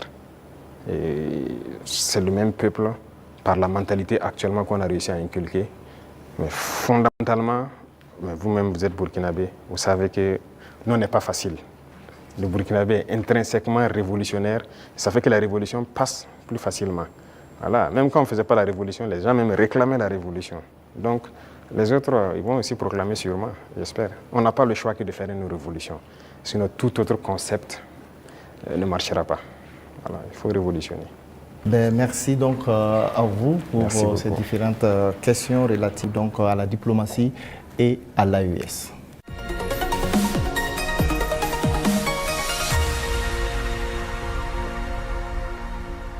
Monsieur le Président, nous nous acheminons vers la fin donc, de cet entretien. La 5e et dernière rubrique concerne la géopolitique régionale et internationale. Les questions irrélatives donc, sont portées par Dieudonné Zungrana de Aujourd'hui au Faso et Jules Domsé donc, de Vox Africa. Vous avez pour cette rubrique 15 minutes également. Alors, Excellence, si vous permettez, on va rester toujours en Côte d'Ivoire. Les relations avec ce pays sont exécrables et avec le langage direct et franc du soldat et du révolutionnaire que vous êtes, vous avez eu à dire que les raisons de cette colère, vous n'êtes pas contre le peuple ivoirien, mais contre les dirigeants qui donnent le gîte et le couvert aux déstabilisateurs du Burkina Faso. Alors, à quand et dans quelles conditions peut-on avoir un dégel et un échange d'ambassadeurs entre les deux pays? Ça dépend de... De toute façon, ce n'est pas nous qui avons commencé cette situation. Moi, je me souviens au tout début, même le jour du 30 septembre, est-ce que l'une des premières personnes qui m'a appelé, ce n'était pas le président Alassane Ouattara? Et après, son petit frère est venu par 2 fois nous voir et tout ça. C'est vrai, on peut dire que les relations étaient bonnes, mais il a voulu qu'on suive une certaine direction. Mais comme vous avez dit, en tant que révolutionnaire, nous savons que nous ne sommes pas là pour ça. Nous étions là pour la révolution. Et la révolution, c'est une rupture. On ne peut pas suivre une certaine politique. Et donc, petit à petit, les relations ont commencé à ne pas aller. Et comme vous l'avez constaté, tous ceux qui ont voulu peut-être certains privilèges ou quoi que ce soit n'ont pas eu, se sont mis à se mettre contre nous, se sont déployés là-bas, sont entretenus, sécurisés et tout. On sait de quoi on parle, parce qu'ils savent aussi de quoi on parle, pour agir contre nous. Il n'y a pas quelqu'un qui a quitté la Côte d'Ivoire et qui était venu ici en son temps. Nous avons observé ça pendant près de 2 ans. On les a parlé plusieurs fois. Ils nous ont dit non, il faut qu'on passe par les règles de l'art, il faut que la justice émette des mandats et tout ça. On a fait tout. Ils ne répondent pas. Monsieur le Président, ça ne marche pas. J'embraye avec la question de mon confrère pour rester sur la Côte d'Ivoire. Comme vous le savez très bien, la Côte d'Ivoire a une élection présidentielle cette année, dans quelques mois. Est-ce que c'est quelque chose qui vous intéresse? Ça nous intéresse d'autant plus qu'on a beaucoup de compatriotes en Côte d'Ivoire quand même. Et on craint qu'il y ait des violences. Et ça, ce n'est pas forcément la bienvenue. Parce que nous avons vécu malheureusement les années passées aux violences en Côte d'Ivoire avec les opérations Bahiri. Tout le monde a subi ça au Burkina. Aujourd'hui, vraiment, nous ne souhaitons pas qu'il y ait des violences. Tout à l'heure, vous avez semblé dire quelque chose. Je voudrais que vous précisiez, parce que c'est un peu très sensible selon moi. Est-ce que vous semblez nous dire qu'aujourd'hui, la Côte d'Ivoire servirait de base arrière à une organisation visant à déstabiliser le Burkina Faso? Ça, même plus que ça. Base arrière à une organisation servant à déstabiliser le Burkina. Ils sont là-bas. Les ennemis du Burkina sont clairement là-bas, affichés, protégés. Ils sont payés, ils sont protégés, ils sont bien logés. En plus de ça, il y a la question du terrorisme. Mais non, le pouvoir flotte avec les terroristes. Il ne faut pas se mentir. Attendez, croyez-vous vraiment que peut-être l'armée ivoirienne est tellement surpuissante que quand les terroristes les voient seulement, ben écoutez, ceux-là, il ne faut même pas les toucher, quoi que ce soit. Vous croyez à ça? Ils sont tellement plus puissants que les 3 armées de l'AES. C'est faux. Il y a un pacte de non-agression. Et quand il y a un pacte de non-agression, vous devenez une base arrière. Et tout ça, ça m'inquiète justement. Si ce pays, il y a des crises, le pays sera attaqué par les terroristes. Parce que s'ils ne gagnent plus ce qu'ils gagnent, le pays sera attaqué et ce pays va sombrer. C'est un danger. C'est pourquoi j'ai passé le temps à dire au chef d'État, on ne pactise pas avec les terroristes. Voilà.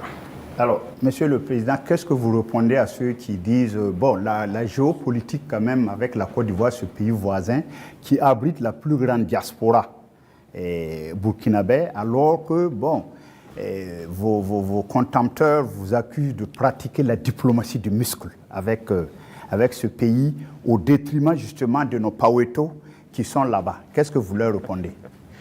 Écoutez, qui le dit? Nous sommes burkinabés, c'est ce que nous savons. Et nous avons décidé de faire une révolution, on va la faire. Maintenant, celui qui embarque dedans embarque. Nous ne pouvons pas être dans une révolution et vouloir faire un autre modèle de diplomatie.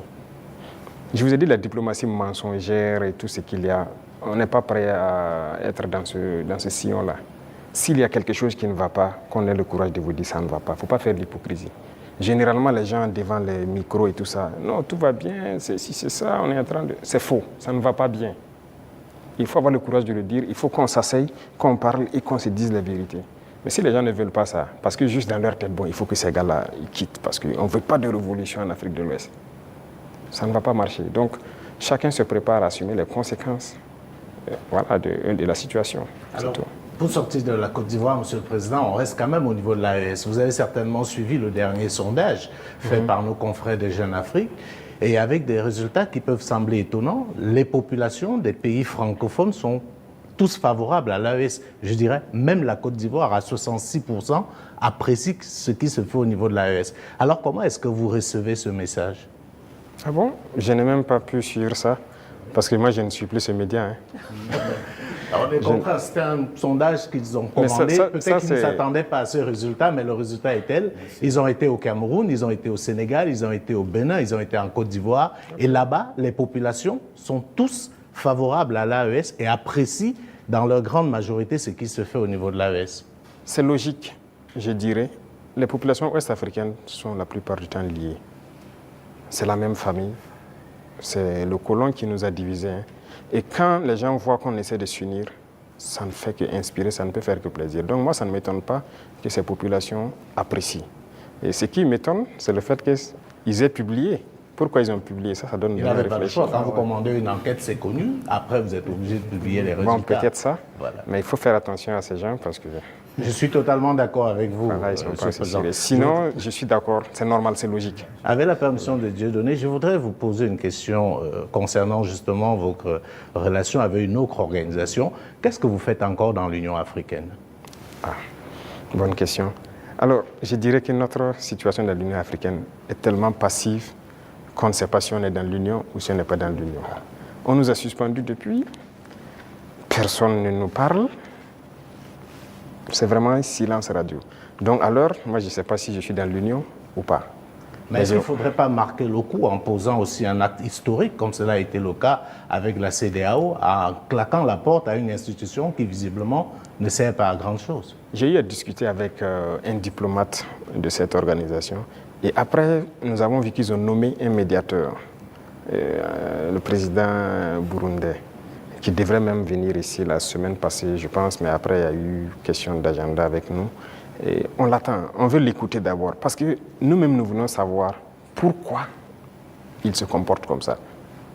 Parce qu'on ne peut pas prendre une décision sans savoir leur motivation. Pourquoi ils ont décidé de nous exclure? Pourquoi ils se comportent comme ça avec nous? Si on a leur motivation, là, si on quitte, on pourra expliquer à nos peuples, voilà ce qu'ils ont dit, voilà les raisons. Et donc, nous, on décide de quitter. C'est la même chose que la CEDEAO. On a quitté, mais si on nous demande pourquoi on a quitté, on peut vous expliquer. Mais aujourd'hui, si on quitte l'Union et qu'on nous demande, nous-mêmes, nous ne savons pas pourquoi ils nous ont suspendus. Pourquoi ils se comportent comme ça. Certes, ils ont dit qu'on est anticonstitutionnel, mais au jour d'aujourd'hui, je pense que... Monsieur le Président, vous pouvez aussi quitter parce que vous estimez que c'est une organisation qui travaille contre les intérêts de l'Afrique. Je ne pense pas que l'Union africaine peut être dans une posture révolutionnaire comme celle que vous menez. Non.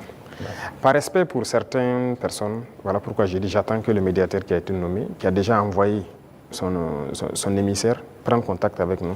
Nous l'attendons. C'est par respect vraiment pour ce président. Nous l'attendons qu'il vienne, qu'on discute, qu'il nous dise ce qu'il y a et nous lui dirons les conclusions de nos débats. Monsieur le Président, on va aller au bord de la mer Noire, en Russie. Alors, la science a l'art de ces instruments. Vous avez fait des études scientifiques. Alors, lors d'un séjour à Moscou, vous avez demandé au patron du Kremlin de nous apprendre à pêcher le poisson au lieu de nous donner le poisson, le transfert des technologies. Alors ça, je pense qu'aujourd'hui, c'est vrai, tout le monde est d'accord que le biberonnage là, extérieur ne peut plus continuer. Alors où en est-on aujourd'hui avec justement ce transfert de technologie? Parce que vous avez parlé tout de suite avec des confrères qu'on va un jour fabriquer même nos armes ici. Alors où en est-on actuellement avec ce transfert de technologie? Alors, je pense qu'ils ont bien entendu le message. Je l'ai clamé en 2023 pendant le sommet de Saint-Pétersbourg, on nous a donné du blé, il ne faut pas qu'on aille encore demander du blé, il faut cultiver. Si on nous donne du poisson, il faut qu'on apprenne à pêcher. Et je pense que les initiatives qu'on est en train de développer, nous avons demandé donc à la Russie d'offrir un certain nombre de bourses d'études à des étudiants burkinabés pour qu'ils aillent apprendre la science. Ils ont accepté. Donc il y a déjà des gens qui sont partis dans certains domaines pointus. Si vous regardez la création de l'agence atomique, on a déjà des étudiants qu'on a envoyés depuis l'année dernière qui sont en formation sur le domaine atomique, qui est une technologie poussée. Et on va continuer d'en envoyer chaque année. Donc il y a plusieurs autres domaines où nous avons demandé des formations. Ce n'est pas la Russie seulement. Même à la Chine, on a demandé des formations particulières et envoyé des étudiants. En Iran aussi, pareil, on est en train de taper en tout cas tous ceux qui ont pu développer des technologies pour envoyer des étudiants formés. Alors géopolitiquement, bon, le capitaine président Ibrahim Traoré aujourd'hui a mis le Burkina sur orbite comme à l'époque Sanka. Qu'est-ce que ça vous fait aujourd'hui? Bon, un pays comme le Burkina, bon, certains disent un petit capitaine. Qu'est-ce que ça vous fait géopolitiquement aujourd'hui d'être au pinacle? Écoutez, est-ce que vous avez toujours la tête sur les épaules? On a forcément la tête sur les épaules. C'est une charge. De voir, c'est une mission globale qui nous a été confiée. De voir que tout le monde entier s'intéresse au Burkina, je ne dirais pas une pression, mais c'est une charge. Et c'est une responsabilité. Et on doit de l'assumer avec toute la concentration nécessaire. On n'a pas le droit de faillir. Qu'on le veuille ou pas, nous allons aller dans le sens des peuples. Parce que c'est eux qui ont fait valoir cela. Donc, on l'a vu, le Burkina est vraiment en orbite, comme vous le dites. Et nous travaillons à maintenir le Burkina dans cette posture, à être le pays des hommes intègres, à être le pays modèle, à être le pays qui va quitter cette situation de sous-développement, être dans quelques années un pays très développé, faire un miracle, parce que c'est ce à quoi les gens aspirent.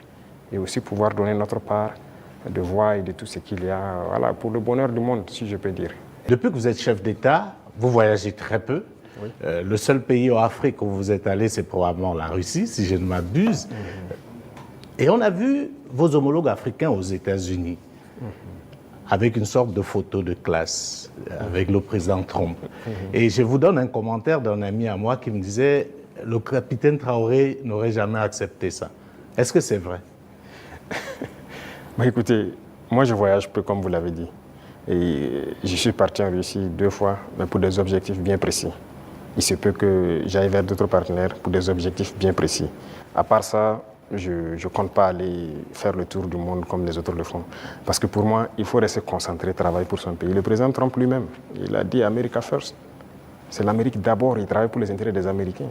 Et donc moi, je travaille pour les intérêts des Burkinabés. Si je n'ai pas d'intérêt là-bas, qu'est-ce que je vais aller faire? Alors, l'un des grands sujets géopolitiques actuels, c'est bien sûr le conflit israélo-palestinien. On voit des États prendre de plus en plus position. On a vu des États occidentaux, européens, pour ne pas les nommer, dire qu'ils vont reconnaître, et c'est un signe fort, l'État palestinien. Mais comme d'habitude, l'Afrique est quasiment silencieuse.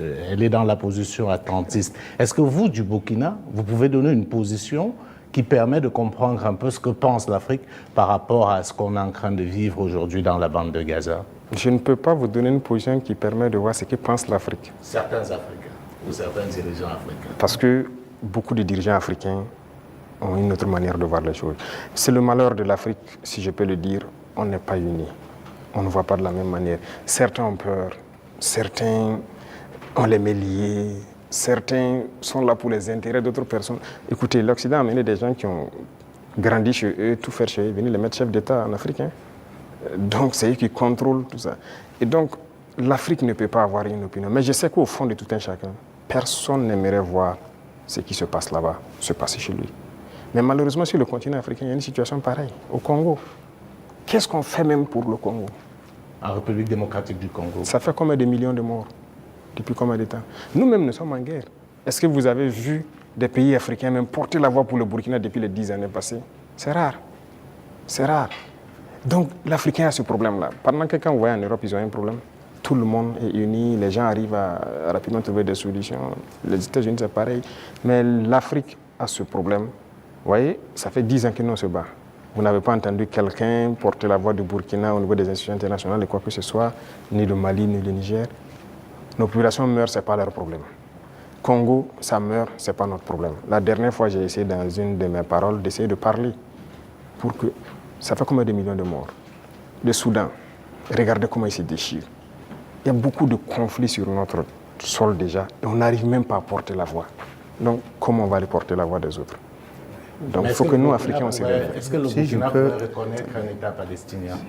Est-ce que le Burkina est prêt à reconnaître l'État palestinien? Pourquoi pas? C'est un État. C'est un État. Pourquoi on ne va pas reconnaître un État palestinien? Non, ce qui se passe, c'est très grave. Et je pense que l'État palestinien existe et doit exister. Sinon, cette guerre ne finira jamais. Là où nous partons, ça ne finira jamais. Pendant que vous croyez que ça va finir, ça reprend de plus belle. Et on va continuer comme ça. Mais je pense aussi qu'il y a beaucoup de parts de responsabilité des pays autour là-bas. Parce que c'est leur région et les gens doivent pouvoir donner la voix pour trouver une solution à ce conflit. Voilà. Et quant à nous, on continue de se battre ici. Et l'État burkinabé qui doit demeurer, c'est ça qui est le plus important. Et on se bat pour notre État burkinabé. Voilà, Monsieur le Président, nous sommes donc au terme de ces 90 minutes face à la presse. Merci pour votre disponibilité et merci pour cette belle opportunité offerte à la presse nationale et internationale. Mais avant de nous séparer, Monsieur le Président, est-ce que vous avez un message particulier à l'endroit du peuple burkinabé à l'orée du 3e anniversaire de votre accession à la magistrature suprême? Pour le peuple burkinabé, ça fait 3 ans que nous sommes là et qu'on chemine. Et j'ai d'abord des mots de remerciement. Des remerciements du fond du cœur. Parce que le peuple est resté concentré. Concentré pour écouter le message qu'on a véhiculé. Parce que l'une des armes importantes que nous avons utilisées, c'est aussi la communication. Et parce que nous avons compris que les impérialistes ont toujours utilisé la communication pour détruire l'Afrique. Parce que tout ce qui se passe comme conflit, ce sont des manipulations. Ce sont des manipulations. Regardez, je prends encore le cas du Soudan. 2 groupes sont manipulés par des puissances. Faudrait-il pas à un moment donné qu'on se parle, on s'assoit, on exploite nos ressources ensemble, on fait vivre nos populations, on va continuer à se déchirer? Tout ce qui s'est passé comme assassinat de leaders politiques en Afrique, les guerres et tout, c'est à travers la communication qu'on a manipulé. Et la communication est très importante. Et ça, le peuple burkinabé a été concentré pour percevoir le message. Et nous continuerons de communiquer pour les faire comprendre ce que nous faisons et vers où nous partons. Ça, c'est le plus important. Deuxième chose, je remercie Dieu aussi, qui a permis à ce que nous puissions, en tout cas malgré la guerre, poser des actes et communiquer sur ces actes pour que le peuple comprenne qu'un lendemain meilleur est possible. L'espoir est permis. Et tant que les gens garderont cet espoir, on va y arriver au point où nous souhaitons. Et la dernière chose, c'est cette situation sécuritaire qui est là, de rassurer que la guerre va finir au Burkina Faso. Nous vivrons en paix, nous ferons ce que nous avons à faire de nos richesses et nous allons nous développer. Ça, c'est une certitude. Le rêve que nous avons pour le Burkina Faso, nous allons l'accomplir. Nous continuerons les derniers bastions importants du terrorisme, nous allons continuer à les conquérir, comme ce qu'on a pu faire en 2025 avec cette grande vallée qui était un gros réservoir économique pour les terroristes que nous avons récupéré. Il y a plusieurs autres endroits où l'orpaillage terroriste continue et tout, pour les ravitailler. Nous allons récupérer toutes ces zones et l'espoir est permis. Donc, bon courage à tout le monde, restez concentrés, résilients et on continuera à se parler. C'est ça le plus important. Une fois qu'on se parle, on se comprend et on avance. Merci. Merci, Monsieur le Président. Ça sera donc le mot de fin. Merci, chers confrères, pour vos différentes questions donc adressées au Président du Faso, le capitaine Ibrahim Traoré. Merci à vous, chers téléspectateurs, d'avoir suivi cet entretien avec grand intérêt. Restez donc en compagnie de nos programmes. Merci.